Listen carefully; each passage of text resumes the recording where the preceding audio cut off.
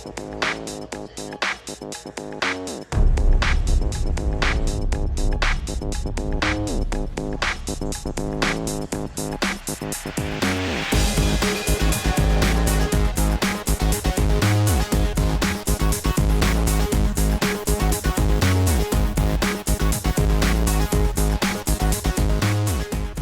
world-class cast of women rode at Revolution Series Round 4 in Manchester on Saturday night. Lizzie Armitstead, Danny King, Eleanor Barker and Becky James among them.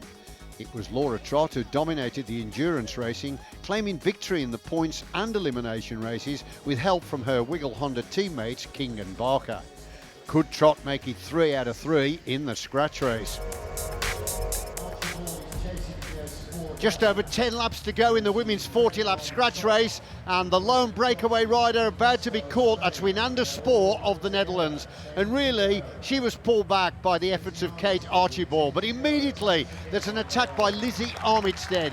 Now, Armitstead's already had a couple of goes, but she's been pulled back, but this time it looks quite good. She's distanced herself from the peloton, and Armitstead, remember, who won that silver medal for the road race in the Olympic Games in London, has the good legs on here. Now this is a very useful move.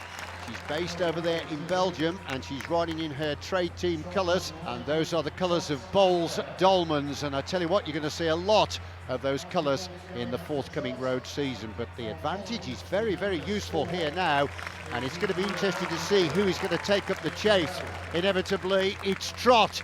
Well, that is no surprise. Trott of Wiggle Honda has just gone clear, and the Olympic gold medalist is closing the gap down here significantly. 2 top podium spots, remember, in London, 1 for the Team Pursuit and the other coming in the Omnium, and the big crowd are absolutely loving this. She really has got the race legs on here, Trott, and this is the final preparation before they go away to the World Championships at the end of February in Colombia. And from the form I've seen of Trott in this meeting, she's going to take some stopping over there. Well, 2 of the strongest riders in the race link up here now, and this brace of talent beginning to tap out the rhythm, and they are distancing themselves from the peloton.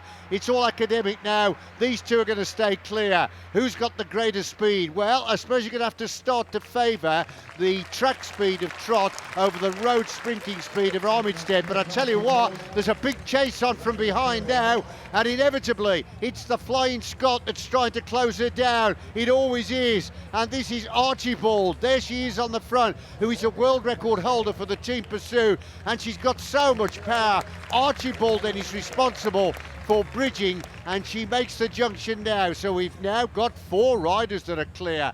And having said that, that bunch is beginning to grow again as more riders are coming across. Well, I would have never thought that those 2 would have been pulled back, but they have, and you can see the field slowly limping back to reform, and it's almost status quo as we get to the closing stages. Armitstead again. Well, she dearly wants to win here in front of this crowd.